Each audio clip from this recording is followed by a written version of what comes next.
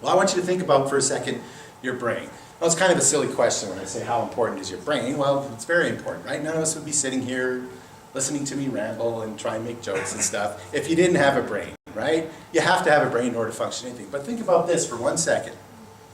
It only counts for about 2% of the entire body weight, but between 50 and 75% of the metabolic needs is what your brain takes up on a daily basis. In other words, your brain is consuming more energy than just about any other part of your body. Lungs, heart, and everything else, right? That's where the rest of that energy goes. But your brain requires an enormous amount of energy to function properly. And that makes sense. When it's controlling everything your body does, that makes the most sense, right? You're constantly need to feed your brain. Well, what is the role of blood in the brain then? Let's talk about that for a second. Well, it mostly carries oxygen and essential nutrients.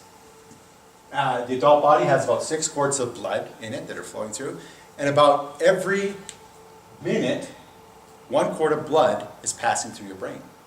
So we've been here for almost an hour. So think about that for a second. You've now had 60 quarts of blood flowing through your brain, right? So I always ask the question, well, think about what you ate for dinner tonight, right?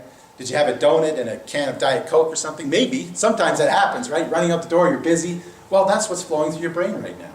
And in a real sense, that's really true, right? We are what you heard your mother say that, you are what you eat, but it's really, really true. And especially in the case of feeding that very, very important brain that's in constant need of energy and nourishment, if you're not feeding your body right, you're certainly not feeding your brain right. And so is it any wonder really that you're going to start to develop maybe some of these symptoms of mental disorders if you're not feeding your brain the proper things? Okay, so I asked the question, what's in your brain? Bathwater.